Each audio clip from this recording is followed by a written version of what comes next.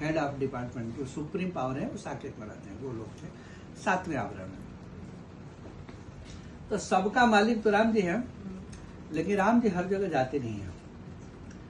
ब्रह्मा जी की जो 100 साल की आयु है ना, उस 100 साल की आयु में जैसे ब्रह्मा जी के एक दिन है ना, एक कल्प बोला जाता है।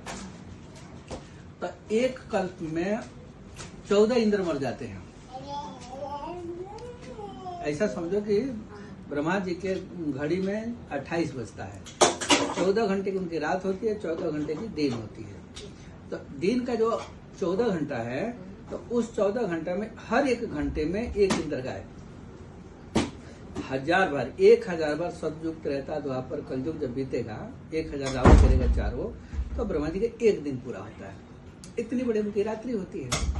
तो इतनी बड़ी रात्रि होती है, तो इसकी व्यवस्था अब इंद्र के हाथ में 72 चौकड़ी, मैंने 72 बार सतयुग त्रेता द्वापर कलयुग जब एक राउंड करेगा, तो एक इंद्र का कार्यकाल खत्म। जैसे अपने यहाँ 5 साल के सरकार खत्म हो जाती है, उसी प्रकार वहाँ 72 चौकड़ी जब सतयुग त्रेता द्वापर कलयुग जब जाएगा, तो उनका कार्यकाल खत्म, अर्थात कुर्सी से हटा दी जाएगा, मैंने उनकी मौत की बात, उतना ही आयु है।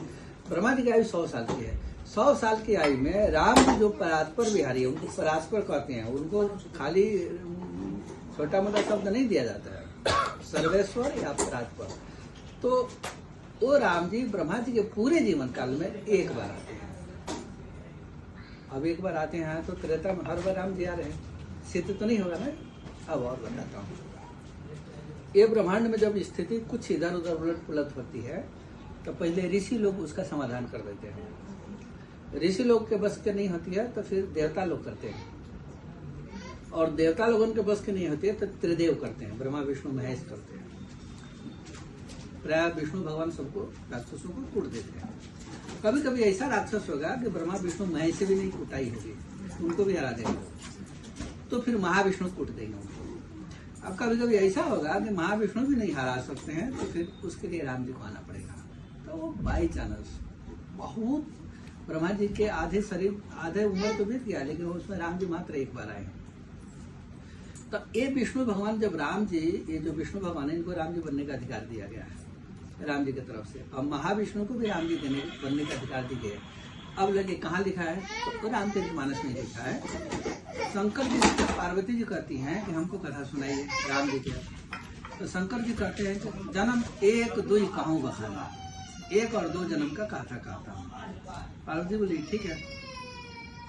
तो 1 और 2 क्यों कह रहे हैं, सीधे कहते कि 3 जन्म की कथा कहता हूँ, ऐसा कर सकते थे ना, और 3 नहीं कर रहे हैं, बोले 1 2।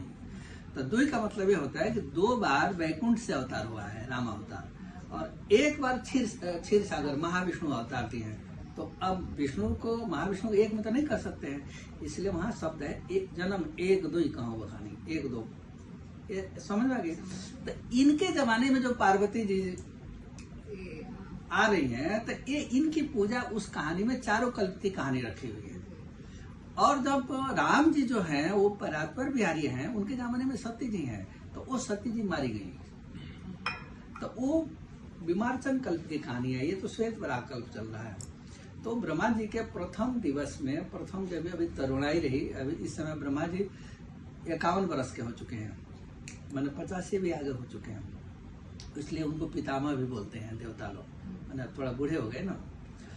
अब ये जब तरुणाई में जब ब्रह्मांड की व्यवस्था जब देखते हैं, तो वो ब्रह्मांड के व्यवस्था को राम जी एक बार देखने के लिए आते हैं कि कैसे ब्रह्मांड की व्यवस्था कर रखे। जैसे यहाँ का राष्ट्रपति हर गांव में थोड़ी जाता है, जिला में भी नहीं जाता है, उसी प्रकार राम जी नहीं जाते हैं।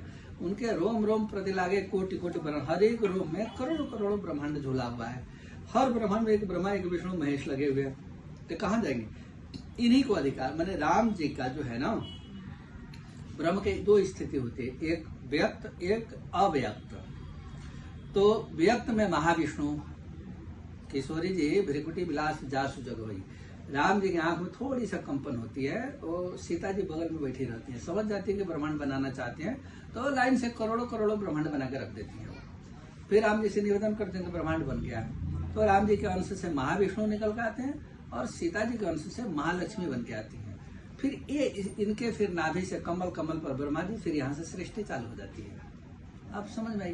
तो ये जो पार्वती जी वाला मामला है ये वैकुंठ वाला मामला है, क्षीर सागर वाला मामला है, राम जी वाला नहीं है। राम जी वाला सत्य जी वाला है। तो चूंकि 4 कल्प की कहानी है तो इसमें लिखा है कि किम विलगाई मुनिस प्रवीणा, जो ध्यान योग में जब नहीं देखेगा तो बांट भी नहीं पाएगा वो। शास्त्र में तो भ्रम जाल में फंस जाएगा, वो बांटना भी मुश्किल हो जाएगा उसको। तो वो राम जी, अब ये हो गया कि कैसे माने कि वो राम जी अलग हैं, ये भी प्रश्न आ जाएगा ना वो। और वो ब्रह्मा विष्णु महेश अलग हैं, ऐसा तो आ जाएगा। तो रामचरितमानस में जब देवता लोग स्तुति कर रहे हैं, शंकर जी बोले कि कहीं जाने की कोई जरूरत नहीं है, प्रभु प्रकट ही जग जिमी आगे, जैसे आग प्रकट होती है वैसा ही हम हमारे सामने प्रकट होंगे, पहले आप लोग प्रार्थना करिए। प्रार्थना किए, जय जय सुरनायक जन सुखदायक। अब जय जय सुरनायक कर रहे हैं तो भगवान तो नहीं कर रहे हैं, वो सुरनायक माने सेनापति। सेनापति मालिक तो नहीं होता है, होता है तो विष्णु भगवान को सेनापति कहा गया है। अब इतना महीन अर्थ को न जाने तो शास्त्र का तो दोष नहीं है, शास्त्र में तो रखा है सुरनायक है, वो देवताओं के मालिक हैं। आगे जब वो स्तुति किए तो कोई आवाज नहीं आई, तो शंकर भगवान बोले कि ये भगवान से काम नहीं चलेगा, थोड़ी और आगे बढ़ जाइए। तो उनके ऊपर कौन है? महाविष्णु। तो महाविष्णु क्या है? जय जय अविनाशी सबघटवासी व्यापक परम मुकुंदा, अभी तक गोतीतम चरित पुण्यम व्यापक परम मुकुंदा। अब ये स्तुति 3 छंद में है, एक छंद विष्णु का है, एक महाविष्णु का है। अंतिम छंद जब आवाज नहीं आई, महाविष्णु से भी जब आवाज नहीं आई, शंकर जी बोले कि थोड़ी और आगे बढ़ जाइए आप, क्योंकि यहाँ कोई भी समस्या होगी तो पापा को सुनाना पड़ेगा ना, इनसे नहीं होगा तो फिर बाहर से मदद लेंगे। उसी प्रकार देवता लोग में भी वही है।